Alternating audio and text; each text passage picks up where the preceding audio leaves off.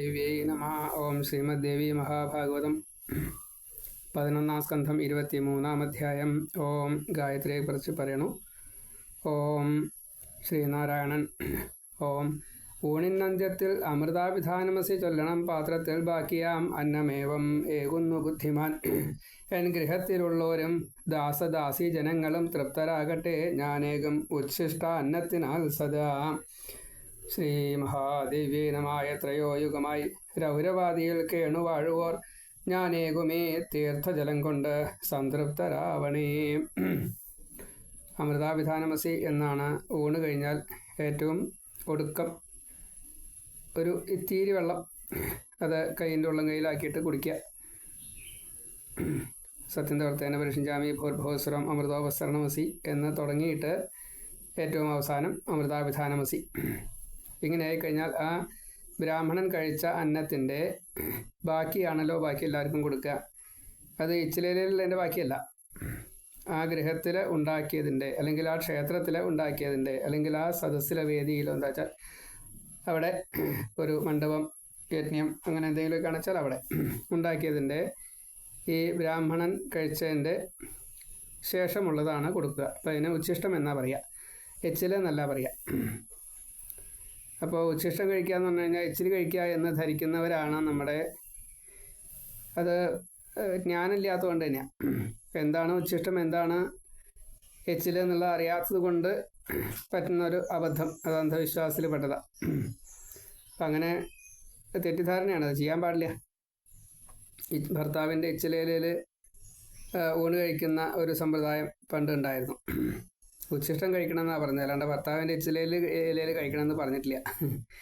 അതിന് പ്രമാണം ഉണ്ടോ നമുക്ക് അന്വേഷിച്ച് കിട്ടിയിട്ടില്ല, ഉണ്ടെങ്കിൽ അറിയില്ല. സംഗതി ഇത്രയേ ഉള്ളൂ, ഉച്ഛിഷ്ടം കഴിക്കണം എന്നുള്ളതാണ്. ഭർത്താവ് കഴിച്ചിട്ട് വേണം ഭാര്യ കഴിക്കാൻ എന്നുള്ള അർത്ഥത്തിലാണ് അത്, അത്രയേ ഉള്ളൂ. ഈശ്വരാശരണം ശ്രീ ഗുരുവായൂരപ്പ. എത്രയോ യുഗമായി രൗരവാദിയിൽ കേണുവാഴുവോർ എന്ന് വെച്ചാൽ നരകത്തിൽ കഴിയുന്നവരുണ്ട്, എന്തെങ്കിലുമൊക്കെ കാരണവശാൽ ചില പാപങ്ങൾ ചെയ്തിട്ട്. അവർക്ക് പോലും ഈ അമൃതാഭിധാനമസി എന്ന ഈ മന്ത്രം കൊണ്ട് അവർക്ക് എന്തെങ്കിലും ലഭിക്കായക, ശ്രാദ്ധപിണ്ടാദികളെ കൊണ്ട് ലഭിക്കായക ഉണ്ടെങ്കിൽ അതുപോലും ഇതുകൊണ്ട് കിട്ടും എന്നാണ്. ജീവിച്ചിരിക്കുന്നവർക്ക് മാത്രമല്ല പൂർവികർക്കും കൂടി കിട്ടുന്ന അത്ര പ്രാധാന്യമുള്ള ഈ മന്ത്രത്തിൻ്റെ അർത്ഥം മനസ്സിലാക്കാതെ കണ്ട് അതിനെ പഴിക്കുന്നവർ ഒട്ടും വിവരമില്ല എന്ന് തന്നെ പറയാനുള്ളൂ. ഇതാണോ വിവരം എന്ന് ചോദിക്കരുത് കേട്ടോ. ഇതിലിങ്ങനെ പറഞ്ഞിട്ടുണ്ട്, ഈ ഗ്രന്ഥങ്ങളിൽ ആചാര്യന്മാർ പറഞ്ഞിട്ടുണ്ട്, അതിനെ പറയണമെന്ന് മാത്രമേ ഉള്ളൂ. അല്ലാണ്ട് നമ്മൾ പറഞ്ഞത് ശരി അങ്ങനെയുള്ള ധാരണയിലല്ല.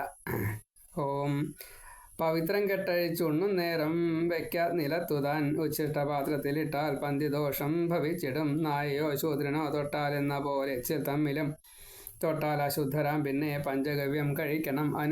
അനുച്ഛിഷ്ടം തൊട്ടുവെന്നാൽ കുളിച്ചാൽ മാത്രവും മതി. ഏകപ്രാണാഹുതി തരും കോടിയജ്ഞോപമം ഫലം. അഞ്ചാൽ നേടാം പഞ്ചകോടി യജ്ഞത്തിൻ്റെ ഫലങ്ങളും. പ്രാണാഗ്നിഹോത്രവേത്താവിൻ അന്നമേകുന്ന വിപ്രനും ഉണ്ണുന്നവനുമുണ്ടാവും പുണ്യത്തോടുപമിക്കുവാൻ. മറ്റൊന്നുമില്ല രണ്ടാളും വിണ്ണകം താനണഞ്ഞിടും. പവിത്രമിട്ടോരോ വിപ്രൻ വിധി പോലെ ഭുജിക്കുകിൽ ഓരോരോ ഉരുളയ്ക്കും നൽകും പഞ്ചഗവ്യ സമം ഫലം. മൂവന്തി പൂജാകാലത്തും ജപം തർപ്പണം അവിധം ഹോമം വിപ്രാന്നം ഇവതാൻ. പുരശ്ചര്യക്കിഴം ക്രമം വെറുന്നിലത്ത് ശയനം വിനയം ചിത്തശാന്തത ലഘുവായി ഹിതമായി മിഷ്ടഭോജനം ശുഭഭാഷണം. 3 നേരം കുളി വികാരങ്ങളില്ലാതിരിക്കലും. സ്ത്രീ ശൂദ്രൻ പരിതൻ ഭ്രഷ്ടൻ നാസ്തികൻ ദീക്ഷയേറ്റവൻ ചണ്ടാളൻ ഇവരോടൊന്നും ഉരിയാടാതിരിക്കലും.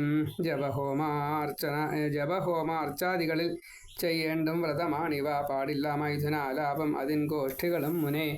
മനോവാക്കായ കർമ്മങ്ങൾ കൊണ്ടും ഏതൊരു മട്ടിലും മൈഥുനത്തിന് അഭാവം താൻ. ബ്രഹ്മചര്യം മുനീശ്വര. ശ്രീ മഹാദേവി നമ. 8 തരത്തിൽപ്പെട്ടതായിട്ടുള്ള മൈഥുനങ്ങളുണ്ട്. പഞ്ചേന്ദ്രിയങ്ങളെ കൊണ്ട് സ്ത്രീയെ നോക്കുക പോലും പാടില്ല, അപ്പം അതിലെല്ലാം പെടും. വിചാരം പാടില്ല, സംഘവും പാടില്ല, കാണാൻ പാടില്ല, അത് കേൾക്കാൻ പാടില്ല, തമ്മിൽ പറയാൻ പാടില്ല, അടുത്തിരിക്കാൻ പാടില്ല, തൊടാൻ പാടില്ല. പിന്നെ സ്ത്രീ സംഘം ഒരിക്കലും ചെയ്യാൻ പാടില്ല. അത് സ്ത്രീ ലംബടന്മാരുണ്ട്, അവരുമായിട്ട് സംഗമിക്കാൻ പാടില്ല, എന്നുവെച്ചാൽ അവരായിട്ട് വർത്തമാനം പറയാനൊന്നും പാടില്ല. അങ്ങനെയൊക്കെയാണ് നിയമം. ഋതുസ്നാനം ചെയ്തനാൽ താൻ ധർമ്മപത്നിയെ നാരദ ഗമിക്കൽ താൻ ബ്രഹ്മചര്യം ഗൃഹസ്ഥനും നൃപാലനം പത്നി തൻ ഋതുകാലത്തെ വല്ലമട്ടും ഗ്രഹിച്ചുടൻ കുളിച്ച നാൾ രാത്രി വേണം സംയോഗം അതുതാൻ വിധി. പുത്രോൽപാദനവും യജ്ഞതർപ്പണ ആദിയും എന്നിയെ ഋണത്രയം വീട്ടിടാത്ത മുമുക്ഷു പതിതൻ ധ്രുവം വ്യർത്ഥം തജ്ജനി കേട്ടാ വ്യർത്ഥം തജ്ജനി കോലാട്ടിൻ കഴുത്തിൽ മുല പോലവേ. ശ്രീ മഹാദേവി നമ. പിതൃപ്രീത്യർത്ഥം പുത്രസന്താനം, പുത്ര ഉൽപാദനം. അപ്പം അതിന് വേണ്ടിയിട്ടുള്ള ആ കാമം, അത് ഋതുസ്നാനമൊക്കെ കണക്കാക്കിയിട്ട് അതിനൊരു നിയമമൊക്കെ ഉണ്ട്. ഇവിടെ ഇപ്പോൾ കുളിച്ച ദിവസം എന്നൊക്കെയാണ് പറയണം. എന്നാലും നമുക്ക് അതിൻ്റെ ശാസ്ത്രീയ വശമൊന്നും അറിയില്ല. ഏതായാലും അങ്ങനെ ഉള്ള ആ സംഘം മാത്രം ഭഗവാനാണ്, ഭഗവതിയാണ്, ബാക്കിയുള്ളതൊന്നും അതല്ല എന്ന് പറയണം. അത് കടം തീർക്കാഞ്ഞാലോ അത് ജീവിതം നഷ്ടാവുകയും ചെയ്യും. അപ്പം അങ്ങനെ വരാൻ പാടില്ല. ദേവന്മാർക്കും പിതൃക്കൾക്കും ഋഷികൾക്കും അതേവിധം മൂവിധം താൻ കടം അത് മൂന്നും തീർക്കേണമേവനം. പിതൃക്കൾക്കും സുരന്മാർക്കും ഋഷികൾക്കും എഴും കടം തീരും തിലോദകം യജ്ഞം ബ്രഹ്മചര്യം ഇവത്തയാൽ.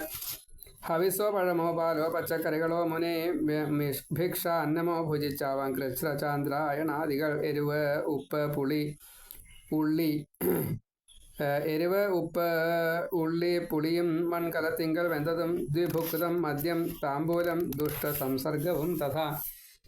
ശ്രുതി സ്മൃതി നിഷിദ്ധം താൻ രാത്രികാലം ജപിക്കലും കാലം പോക്കായിക ചൂതാലും പെണ്ണാലും തെറിചൊല്ലിയും സ്തോത്രവും പൂജയും വേദപാഠവും ചെയ്യുക സർവദാ. നിലത്തുറങ്ങലും ബ്രഹ്മചര്യവും മൗനദീക്ഷയും ത്രിസന്ധ്യകളിലും സ്നാനം ശൂദ്രകർമ്മ വിവർജനം നിത്യാർച്ചനം നിത്യദാനം ആനന്ദസ്തുതി കീർത്തനം നൈമിത്തികം പൂജ ദേവ ഗുരു വിശ്വാസവും മുനെ 12 ജപനിഷ്ഠന് സിദ്ധിയേകം ഗുണങ്ങൾ താൻ.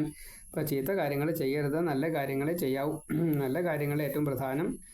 സ്തുതി ആദികൾ ചെയ്യുക, നാമം ജപിക്കുക, കീർത്തനം പാടുക, അങ്ങനെയല്ലേ. പിന്നെ പൂജ വേദപാഠം ചെയ്യുക, നിലത്തുറങ്ങുക, ബ്രഹ്മചര്യം ദീക്ഷിക്കുക, മൗനം ദീക്ഷിക്കുക, 3 സന്ധ്യകളിലും സന്ധ്യാവന്തനാദികൾ സ്നാനം തുടങ്ങിയുള്ള കാര്യങ്ങളൊക്കെ ചെയ്യുക. ശൂദ്രകർമ്മ വിവർജനം, ശൂദ്രകർമ്മം ചെയ്യാതിരിക്കുക. പിന്നെ നിത്യ അർച്ചനകൾ ചെയ്യുക, നിത്യദാനങ്ങൾ ചെയ്യുക. അതേപോലെ സച്ചിദാനന്ദത്തെ ലഭിക്കാവുന്ന ഉതകുന്നതായിട്ടുള്ള പ്രവൃത്തികൾ ചെയ്യുക. കീർത്തനങ്ങൾ ഭഗവത് സ്മരണയോട് കൂടിയിട്ട് ഭഗവതിയുടെ അവതാരങ്ങളൊക്കെ കീർത്തിക്കുക. പിന്നെ നിത്യനൈമിത്യമായിട്ടുള്ള പൂജകൾ ചെയ്യുക. അതേപോലെ ദേവ ഗുരു വിപ്ര വിശ്വാസങ്ങൾ, അവർക്ക് വേണ്ടുള്ള സേവനാധികാരങ്ങളെല്ലാം ചെയ്യുക. ഇതൊക്കെ അതിൽ പെട്ടതാണ്. ഇങ്ങനെ സാത്വികമായിട്ട് ചിന്തിക്കുക, സാത്വികമായിട്ട് ജീവിക്കുക, സാത്വികമായിട്ടുള്ള കാര്യങ്ങൾ മാത്രമേ പറയാവൂ. ഉപാസനം ഉപസ്ഥാനം ചെയ്ത് സൂര്യൻ തന്നെ നോക്കി ജപിക്കണം. പ്രതിമാദിയിലോ വന്യങ്കലോ ചെയ്യുക. പൂജയും സ്നാനം പൂജ ജപം ഹോമം തർപ്പണം ധ്യാനം എന്നിവ നിഷ്കാമമായി ചെയ്യുക. സർവം ഈശ്വരാർപ്പണമായി സദാ. ഈ മട്ടെല്ലാം ക്രമാൽ ചെയ്ത് പുരശ്ചര്യ നടത്തണം. തപസ് അധ്യയനം ഹോമം ജപം എന്നിവയാൽ ദ്വിജൻ ഭൂതാനുകമ്പിയും കൃഷ്ണാത്മാവായി തീർന്നിടം ധ്രുവം. തപസ്സാൽ സ്വർഗവും നേടാം, ബ്രഹ്മജ്ഞാനവും അവിധം. യഥാത്മാവാൻ തപസ്വിക്ക് സിദ്ധിക്കും സർവകർമ്മവും. വിദ്വേഷണം സംഹരണം മാരണം രോഗനാശനം സിദ്ധിക്കും ഏതും ഓരോന്നിനെഴും. ദേവഋഷിമാർകളെ തപസ്സിനാൽ യഥാത്മാവായി നിയതം സ്തുതി ചെയ്യുകിൽ ആ കർമ്മങ്ങളെയും കർമ്മവിധിയും ഞാനുര ചെയ്തിടാം. സിദ്ധ്യർത്ഥം ഏതിനും വേണം പുരശരണമാദിയിൽ. സ്വാധ്യായത്തിന് മുമ്പായി പ്രാജാപത്യം ചരിക്കണം. ക്ഷൗരം കഴിച്ച നഖവും മുറിച്ച് ശുചിയായി ദ്വിജൻ പകലും രാത്രിയും മൗനിയായി താൻ നാള് കഴിക്കണം. പവിത്ര വ്യാഹൃതികൾ ഓങ്കാരത്തോടും ജപിക്കണം. അനന്തരം തദിതി ഋക്കാം ഗായത്രി മന്ത്രവും മുനെ ആപോഹിഷ്ടാദിയാം പാപം പോക്കും ശുദ്ധ സൂക്തവും. പുണ്യാഹത്യാണ് ഉദ്ദേശിച്ചത്. ജപിക്ക ശുഭദം പാവമാനീത്യാധിക സൂക്തവും. ആരംഭാന്ത്യങ്ങളിൽ ഇവ വേണം കർമ്മങ്ങൾ ഏതിനും. ആചാര്യ ഋഷിമാർ ഛന്ദസ്സുകൾ ദേവതകൾക്കുമേ വ്യാഹൃതിത്രയം ഓങ്കാരം സാവിത്രി മന്ത്രവും മുനെ. 1000 100 10 കൊണ്ടാശു ചെയ്യുക തർപ്പണം. അനാര്യരോടും നീചന്മാരോടും ശൂദ്രജനത്തോടും തീണ്ടാരിയായ പെണ്ണോടും അന്ത്യജന്മാരോടും തഥാ ദേവ വിപ്രാചാര്യ ഗുരു പിതൃദ്വേഷി ജനത്തോടും. മിണ്ടാൻ പാടില്ല ഒരാളെയും നിന്ദിച്ചേതും ഉരയ്ക്കുല. കൃച്ഛ്രങ്ങളാം സർവകർമ്മങ്ങളും വിധി ഇതൊന്നുതാൻ. കൃച്ഛ്ര പ്രാജാപത്യവും കൃച്ഛ്ര സന്തപനാഖ്യവും കൃച്ഛ്ര ചാന്ദ്രായണം കൃച്ഛ്ര പരാഗവും അതേവിധം. നശിപ്പിക്കും പഞ്ചമഹാപാതകങ്ങളും അവിധം തപ്തകൃച്ഛ്രം കൊണ്ട് സർവപാപവും ചാമ്പലാം ക്ഷണാൽ 3 ചാന്ദ്രായണം കൊണ്ട് സത്യലോകമണഞ്ഞിടാം 8 എണ്ണം കൊണ്ട് നേരിട്ടു കാണാം ദേവതമാരെയും 10 ഛന്തോജ്ഞാനമുണ്ടാം സിദ്ധമാം സർവകർമ്മവും പകൽ 3 രാത്രി 3 അയാചിതവും അത്ര നാൾ ഉണ്ടും ഉണ്ണാതെയും നാൾ 3 പ്രാജാപത്യം ചരിക്കണം കുശോദകം പഞ്ചഗവ്യം ഇവയാൽ ഒരു നാൾ തഥാ ഉണ്ണാതൊടുത്ത നാളേവം കൃച്ഛ്രം സന്തപനം സ്മൃതം ഓരോരുരുള നാൾ 3-ൽ കഴിച്ചും 3 നാൾ തഥാ ശുദ്ധോപവാസവും പൂണ്ടാൽ അതികൃച്ഛ്രം മഹാവ്രതം അതികൃച്ഛ്രം 3 ചേർന്നാൽ മഹാസന്തപനം സ്മൃതം ഒരു നേരം കുളിച്ചും നെയ് പാൽ നീരിവ ചൂടൊടും കഴിച്ച് 3 നാൾ തീർത്താൽ തപകൃച്ഛ്രവുമായിടും യഥാത്മാവായ അപ്രമത്തനായി 12 നാൾ മുനെ വെള്ളം മാത്രം കുടിച്ചും കൊണ്ട് ഉപവാസം നടത്തുകയിൽ കൃച്ഛ്രവ്രതം പരാഗാഖ്യം ഇത് വൻ പുണ്യമേകിടും വെളുത്ത പക്ഷത്തിൽ ഓരോ പിടിച്ചോറേറ്റിയും കറുത്ത പക്ഷത്തിൽ അതുപോലെ തന്നെ ചുരുക്കിയും ഉപവാസം അമാവാസിക്കേവം ചാന്ദ്രായണം സ്മൃതം. ഇതൊക്കെ ശരീരത്തിന് ദോഷങ്ങളൊന്നും സംഭവിക്കാത്ത രീതിയിൽ വേണം ചെയ്യാൻ എന്നും കൂടി പറയുന്നുണ്ട് കേട്ടോ. ഇങ്ങനെയൊക്കെ ചെയ്താൽ പുണ്യം ഉണ്ടെന്നൊക്കെ ശരിയാണ്. പക്ഷേ അതൊക്കെ മനസ്സിനെ നിയന്ത്രിക്കാനുള്ള ചില ശാരീരികമായിട്ടുള്ള അമിതമായിട്ടുള്ള എന്തെങ്കിലും തോന്നാതിരിക്കാൻ വേണ്ടിയിട്ടാണ്. അപ്പോൾ അത് ശരീരത്തിന് ക്ഷീണം സംഭവിക്കുകയാണ്, വീണു പോവുകയൊക്കെ വെച്ചാൽ വയ്യ. അപ്പോൾ അങ്ങനെയുള്ള ജീവിതത്തിൽ കാര്യമില്ല. പ്രാതലായി 4 ഉരുളയും അസ്തമിച്ചാലും അത്ര താൻ ഭക്ഷിക്കുമാ വ്രതത്തിൻ പേർ ശിശുചാന്ദ്രായണം സ്മൃതം. 8 ഉരുള ഉച്ചയ്ക്ക് ഹവിഷ്യ അന്നത്തോടെ 7 നാൾ യഥാത്മാവായി ആചരിപ്പൂ യതി ചാന്ദ്രായണ വ്രതം. ആദിത്യന്മാർ മരുത്തുക്കൾ രുദ്രന്മാരും വസുക്കളും ദേവന്മാരും ഭൂമിയും ഈ വ്രതത്താൽ ക്ഷേമമാർന്നുപോൽ വിധി പോലിത് അനുഷ്ഠിക്കിൽ 7 നാൾ കൊണ്ടു താൻ മുനെ ശുദ്ധമായി തീർന്നിരുന്ന സപ്തധാതുക്കളും ഒരേ വിധം. ഏവം വ്രതങ്ങൾ പലതും അനുഷ്ഠിച്ച് വിശുദ്ധരായി നിത്യകർമ്മങ്ങൾ ഓരോന്നും അനുഷ്ഠിക്കുകയിൽ നാരദ തത്തൽ ഫലങ്ങൾ അപ്പോൾ സിദ്ധിക്കും ശങ്കയില്ലതിൽ. സത്യവാനായി യഥാത്മാവായി ശുദ്ധാത്മാവായി നിരന്തരം കർമ്മങ്ങൾ ചെയ്താൽ ഇഷ്ടങ്ങൾ സാധിക്കും. നൂനമൊക്കെയും പുരശ്ചര്യാവ്രത ആരംഭത്തിനു നാൾ 3 മുമ്പ് താൻ മറ്റ് കാര്യങ്ങളെല്ലാം വിട്ട് ഉപവാസം നടത്തണം. ആരംഭിക്കാം രാത്രി മാത്രം ഉണ്ണാതെ കണ്ടുമീ വ്രതം. സർവകാമപ്രദം സർവമഹാപാപപ്രണാശനം ഗായത്രി തൻ പുരശ്ചര്യാവിധി എല്ലാം ഉരച്ചു ഞാൻ. വ്രതങ്ങളാൽ ദേഹശുദ്ധി വരുത്തി പിന്നെ മാത്രമായി ചെയ്യപ്പെടും പുരശ്ചര്യ ഫല സർവസ്വദായകം. ഗൂഢമാമി പുരശ്ചര്യാക്രമം നിന്നോടുരച്ചു ഞാൻ. വേദസാരം വ്രതമിത് മറ്റാരോടും ഉരയ്ക്കുല. തപ്ത കൃച്ഛ്രാദി ലക്ഷണം എന്ന 23-ാം അധ്യായം സമാപ്തം. സർവത്ര ശ്രീമദ് ദേവി നാമസങ്കീർത്തന ശ്രീ മഹാദേവി നമ. ഇനി 24-ാമത്തെ അധ്യായം അതോടുകൂടിയിട്ട് ഈ സ്കന്ധം കഴിയാം. നമുക്കത് കേൾക്കാം. 101 ശ്ലോകങ്ങളുണ്ട്, വായിച്ചു പോവാം. ശ്രീനാരദൻ ഓം. മഹാത്മാവായ ഭഗവൻ നാരായണ കൃപാനിധേ ഗായത്രി തൻ്റെ ശാന്ത്യാദി പ്രയോഗങ്ങൾ കഥിക്ക നീ. ശ്രീനാരായണൻ നീ ചോദിച്ചത് അത്യന്ത രഹസ്യം തന്നെ നാരദ. ദുർജനങ്ങളോടോതല്ല മറ്റാരോടും കഥിക്കല. പാലിൽ മുക്കി ചമത ഹോമിച്ചാൽ ശാന്തി ലഭിച്ചിടും. വന്യചമതയാൽ പോകും ഭൂതരോഗഗ്രഹാദികൾ. പാൽമരത്തിൻ ആർദ്രമായ സമിത്തോശകലങ്ങളോ ഭൂതരോഗാദി ശാന്തിക്കായി ഹോമിക്കാറുണ്ടു ഭൂസുരർ. സൂര്യനെ തർപ്പണം ചെയ്തെന്തുചർ ശാന്തി അണഞ്ഞിടം. ദോഷങ്ങൾ നീങ്ങും. മുട്ടോളം നീരിൽ നിന്ന് ജപിക്കുകയിൽ കഴുത്തോളം നീരിൽ നിന്ന് ജപിച്ചാൽ പ്രാണഭീതി പോം. മുങ്ങി ജപിക്കലോ സർവോത്കൃഷ്ടം ശാന്തിയുമാർന്നിടും. സ്വർണത്താൽ വെള്ളിയാൽ ചെമ്പാൽ മരം മണ്ണിവയാലുമോ തീർത്തതാം നല്ല പാത്രത്തിൽ പഞ്ചഗവ്യം ഒരുക്കുക. പാൽമരത്തിൻ്റെ വിറകിട്ടെരിയും ഹോമവന്ഹിയിൽ ഹോമിക്കുക. 1000 പിന്നെ ശേഷമെടുക്കുക. പ്രത്യേക ആഹുതിയിൽ പഞ്ചഗവ്യം തൊട്ട് ജപിക്കണം. 100 പിന്നീട് ബാധോപദ്രവമുള്ളിടം പ്രോക്ഷിക്കാതിർഭയാൽ പിന്നെ ദേവി ധ്യാനത്തോടും ദ്വിജൻ ബലി തൂകണം. എന്നാൽ പോം ആഭിചാരാദി നിർണയം.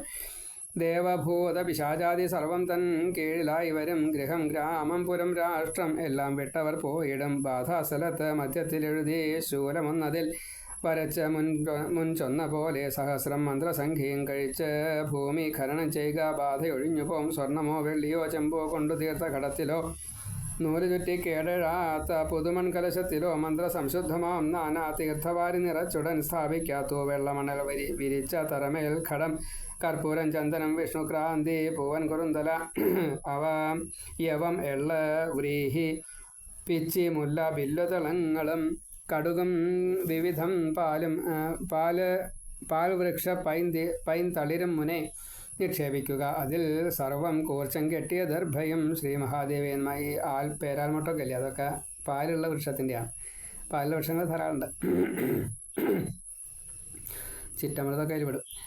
കുളിച്ചു ശുദ്ധരായി വേദജ്ഞന്മാരാം ബ്രാഹ്മണോത്തമർ ചുറ്റും കൂടി ജപിക്കണം സൗരമന്ത്രമൊരായിരം. പിന്നെ പ്രോക്ഷിക്കുക ഈ തീർത്ഥം കുടിപ്പിക്കുക രോഗിയെ ഭൂതരോഗാഭിചാരങ്ങളെല്ലാം എന്നാൽ അകന്നിടും.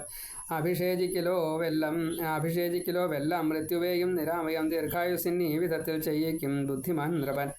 വിപ്രർക്കേകിയിടണം 100 ഗോക്കളെ മുനീശ്വര തുഷ്ടി പോൽ ശക്തി പോലെ കീടേണം. ദക്ഷിണയും തഥാ ശനിവാരത്തിൽ അരയാൽ ചോട്ടിൽ ഗായത്രി 100 രൂപ ജപിച്ചും ആഭിചാരാദി ബാധ അന്തണർ തീർത്തിടും. പാലിൽ മുക്കി ചിറ്റമൃത് കമ്പായി മുറിച്ചുടൻ മൃത്യുഞ്ജയ അഭിതം ഹോമം ചെയ്ത സർവാമയങ്ങളും. പാലിൽ മാന്തളിർ മുക്കിയിട്ട് ഹോമിച്ചാൽ പനിയും മുനെ വയമ്പ്. പാലിൽ മുക്കിയിട്ട് ഹോമിച്ചാൽ ക്ഷയവും തഥാ നശിക്കും രാജേക്ഷ്മാവും നൂനം ത്രിമധുരത്തിനാൽ. ഇപ്പം ഈ ഇരട്ടി മധുരം വയമ്പ് ഇങ്ങനെയുള്ളതൊക്കെ ഹോമിച്ച് കഴിഞ്ഞാൽ ഈ പനിയടക്കം മാറും. പനിച്ച സാധാരണ പനിയല്ല, സിംറ്റമായിട്ടുള്ള പനിയല്ല, മറ്റ് പനി ചില രോഗങ്ങളുണ്ട്, മരിക്കാനുള്ള പനി, അങ്ങനത്തെ ഒക്കെ മാറിക്കിട്ടും.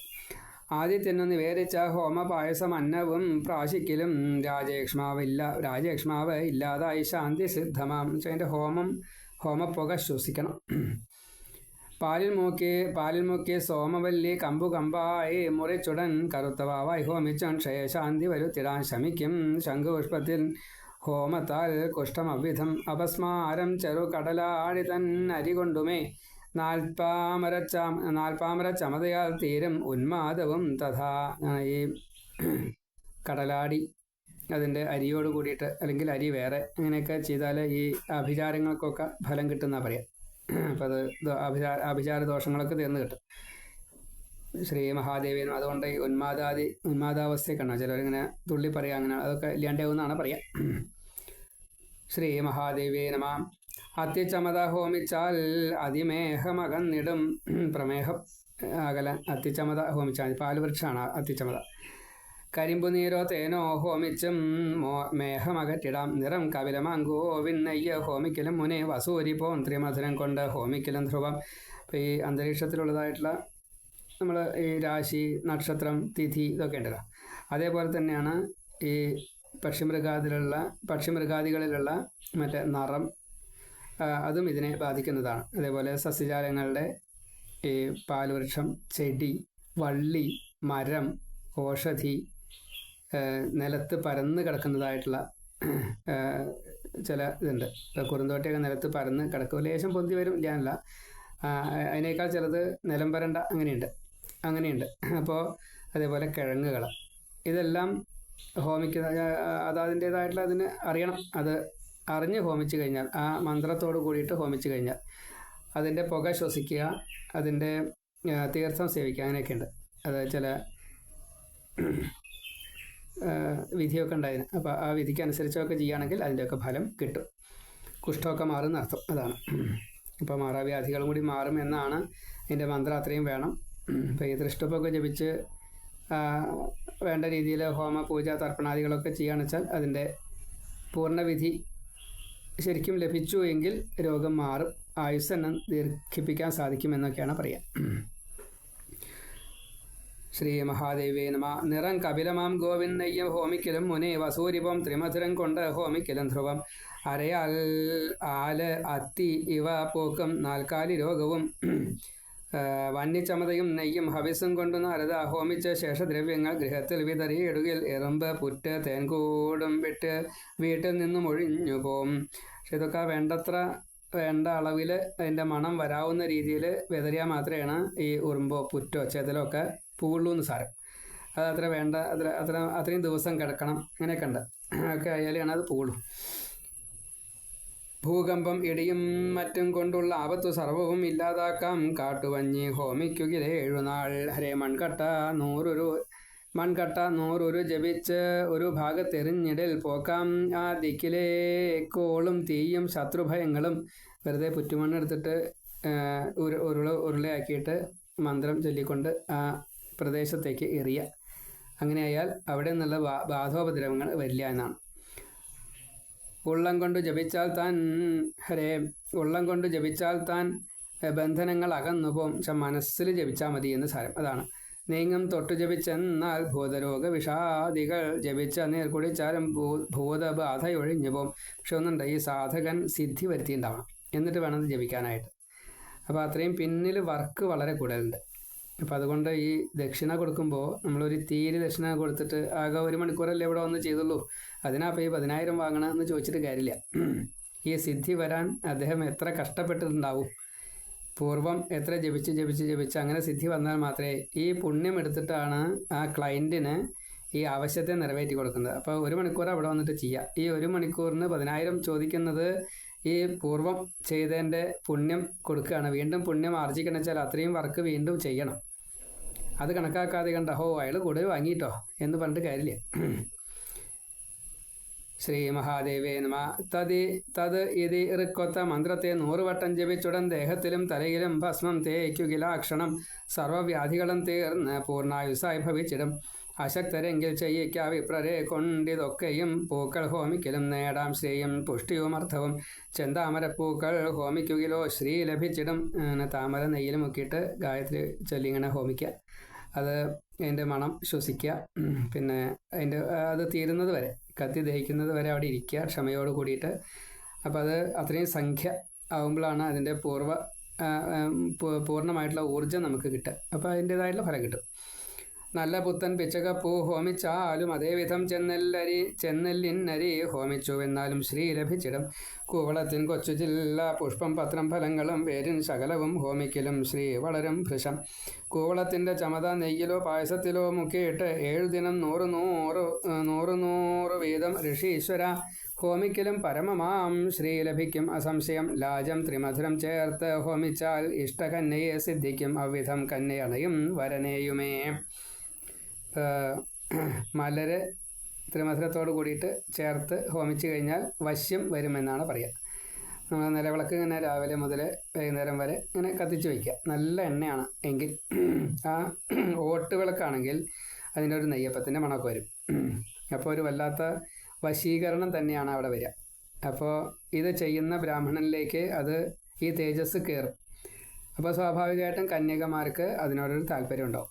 ഈ ബ്രാഹ്മണൻ അത് ഏത് ആവശ്യക്കാരനാണോ അത് കൊടുക്കുന്നത് വെച്ചാൽ ആ ആളിലേക്ക് ഈ കന്യക വശീകരിക്കപ്പെടും. ഇങ്ങനെയൊക്കെയാണ്. അതൊക്കെ മുഴുവനൊന്നും പറയാനൊന്നും നമുക്ക് അറിയില്ല. ശ്രീ മഹാദേവിയെ നമ. സ്വർണം കിട്ടും ചെങ്കമലം 100 ആഹുരി നടത്തുകിൽ സൂര്യബിംബത്തിൽ നീർ തൂകി നീരിലെ പൊന്നു നേടിടാം. അന്നത്താൽ അന്നവും നേടാം, ധാന്യത്താൽ ധാന്യവും തഥാ. വരളിപ്പൊടിയാൽ നേടാം പശുക്കളുടെ വൃദ്ധിയും. നെയ്പായസം ഹോമിച്ചുണ്ടാം സന്താന വൃദ്ധിയും. ഹോമിച്ച് സൂര്യൻ അർപ്പിച്ച പായസാന്നം ഭുജിക്കുകിൽ സുപുത്രോൽപത്തി ഉണ്ടാവും. ഋതുസ്നാതയ്ക്കു നിർണയം. പ്രാശിൻ കോഴകൾ ഹോമിച്ചും ആയുർദൈർഘ്യം വരുത്തിടാം. മധുത്രയത്തിൽ പാൽ വൃക്ഷത്തളിർ ചില്ലകൾ മുഖിയും സമന്ത്രം 100 ഹോമിക്കുകിൽ കൂട്ടാം ആയുസ് നിർണയം. വ്രീഹി ഹോമിക്കലും കൂട്ടാം ആയുസ്സും. ധനധാന്യവും പൊൽത്താർ മുട്ടാലും ഉണ്ടാവും ആയുരൈശ്വര്യസിദ്ധികൾ. പാൽ നെയ്യ് തേൻ ഇവ ഒന്നിൽ താൻ മുക്കി കറുകയോ യഥാ പാലിലോ നെയ്യിലോ മുക്കി വന്നിച്ചമതാൻ അന്നമോ 7 നാൾ 100 വീതം ഹോമിച്ചിടുകിലും മുനെ. അപമൃത്യുവേ ഇല്ലാതാക്കാം സംശയമെന്നേ. ആലിൻ ചമത 100 പിന്നെ പായസവും തഥാ ഏവം നാളെ 7 ഹോമിക്കിൽ അപമൃത്യുവേ വെന്നിടാം.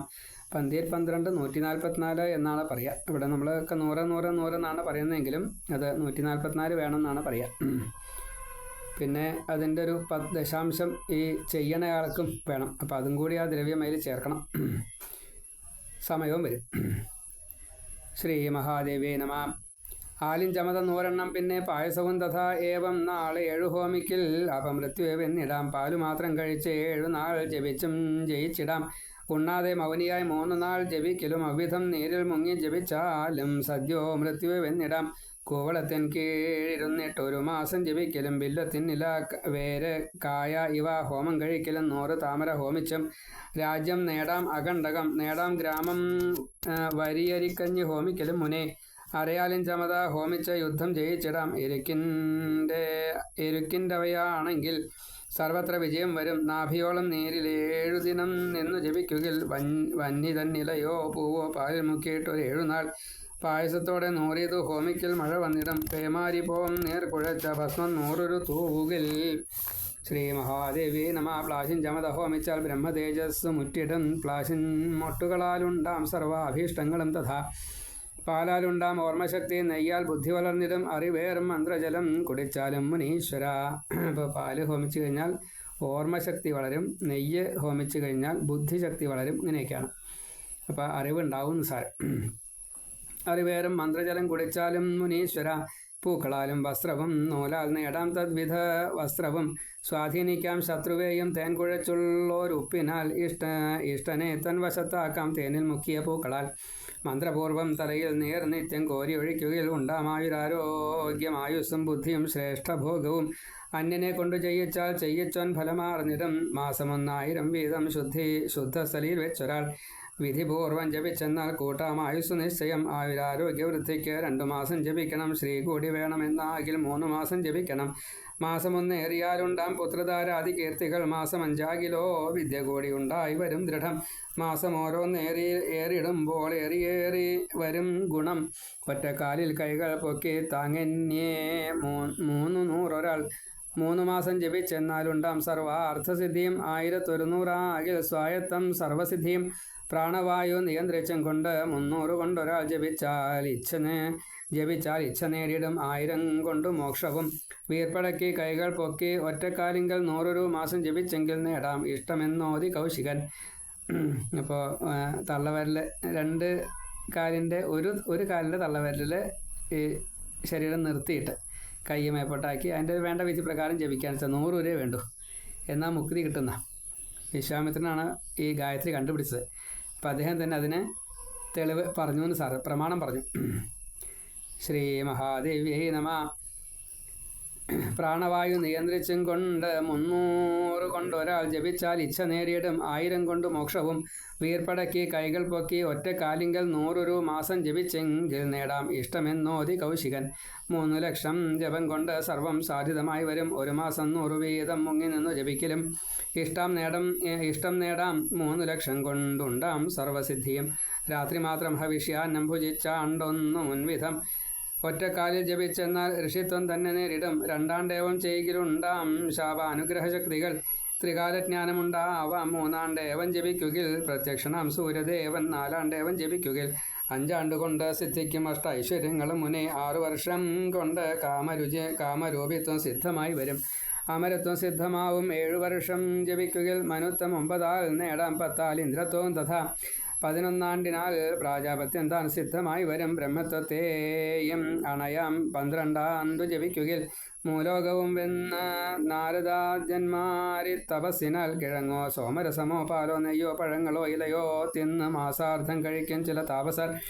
ഭിക്ഷ കൊണ്ടും ഹവിഷ്യാന്നം കൊണ്ടും അങ്ങനെ 8 പേർ മാസാർത്ഥമുത്തമ തപസ്സിങ്കൽ നാൾ പോക്കുമേവരും. 3000 ജപിക്കണം പാപശാന്തിക്ക്. ഭൂസുരൻ മാസം 1 തീർന്നു കിട്ടും. സ്വർണം കട്ടൊരു പാപവും മദ്യബന്ധൻ പാതകവും ഗുരുതൽപക പാപവും തീരും. 3000 വീതം മാസം 1 ജപിക്കുകയിൽ. കുടിൽ കെട്ടി കാട്ടിലേവം 1 മാസം ജപിക്കുകയിൽ. ബ്രഹ്മഹത്യാ പാപവും പോം എന്ന് കൗശിക ഭാഷിതം. സഹസ്രമൊരു നിത്യേന മുങ്ങി നിന്നു ജപിക്കുകയിൽ. ബ്രഹ്മഹത്യാ പാപവും പോമെന്നും കൗശികനോദിനാൻ. സഹസ്രമൊരു നിത്യേന മുങ്ങി നിന്നു ജപിക്കുകയിൽ. 12 നാൾ കൊണ്ട് തീരും എത്ര വൻ പാതകങ്ങളും. പ്രാണായാമത്തോടും മൗനിയായി മാസം ഇതേവിധം 3000 കൊണ്ട് ജപിച്ചാലും പാപവിമുക്തനാം. പ്രാണായാമ സഹസ്രം കൊണ്ട് ഇതെല്ലാം ബ്രഹ്മഹത്യയും. 6 വീർപ്പുകൾ ആദ്യത്തിൽ ക്രമാൽ പിന്നെ കയറ്റണം. പാപങ്ങളെല്ലാം പോവും. ഏവം പ്രാണായാമം നടത്തുകിൽ ശുദ്ധിക്കു ചെയ്യണം. ഭൂവന്നാൽ 30 1000 3000 നാൾ 12 ഗോവധത്തിൽ ജപിക്കണം. മന്ത്രം 10,000 പ്രാണായാമം 100 നടത്തുകിൽ. അഭക്ഷ്യഭക്ഷണം സ്ഥേയം അഗമ്യ അഗമനം കൊല. മാസം കൊണ്ട് പാപമെല്ലാം തീർന്നൊരാൾ ശുദ്ധനായി വരും. പാപങ്ങൾ സർവവും തീർന്ന് ശുദ്ധനാവാൻ 1000 ഗായത്രി വൻ കാട്ടിൽ 1 മാസം നിത്യം ജപിക്കണം. 3000 ജപിച്ചെന്നാൽ നോമ്പ് നോറ്റ ഫലം വരും. 38,000 ആവുമ്പോൾ അത് കൃത്സ്രവ്രതാഖ്യമായ 64 അത് ചന്ദ്രായണോപമം. ഇരു സന്ധ്യയിലും പ്രാണായാമമൊത്തൊരു 100 ജപിക്ക ഗായത്രി നിത്യമെന്നാൽ പാപങ്ങൾ തീർന്നിടും. സൂര്യസ്വരൂപിയാൻ ദേവി തന്നെ ധ്യാനിച്ചു 100 മന്ത്രം മുങ്ങി ജപിച്ചെന്നാൽ പാപമെല്ലാം അകന്നിടും. ഗൂഢഗൂഢങ്ങളാം ശാന്തി ശുദ്ധ്യാദികൾ അശേഷവും ചൊല്ലിത്തന്നേൻ ഗോപ്യമായി താനിവ വയ്ക്കുക നാരദ. ചുരുക്കി മാത്രം ഞാൻ ചൊന്നോരി സദാചാര സംഗ്രഹം.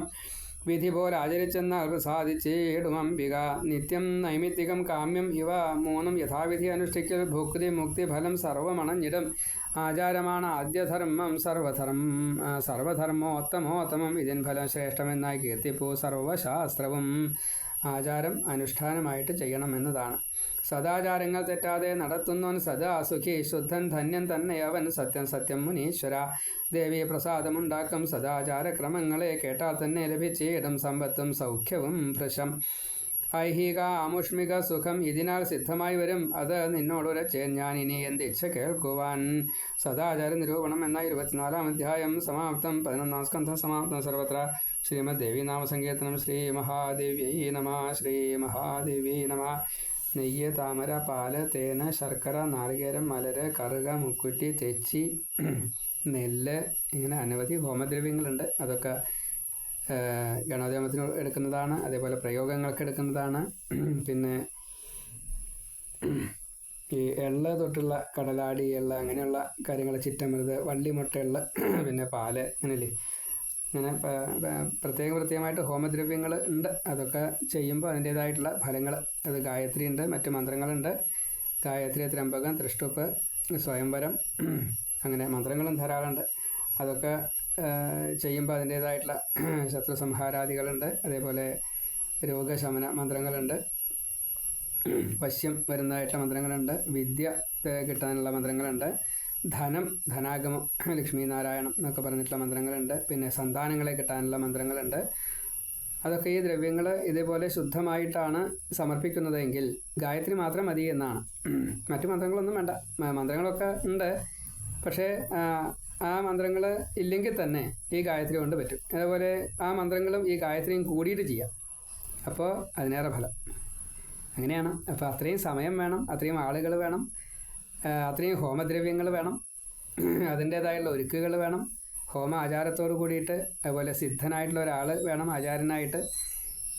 അപ്പോൾ അതിനൊക്കെ ദക്ഷിണയും അതേപോലെ തന്നെയാണ് വരിക.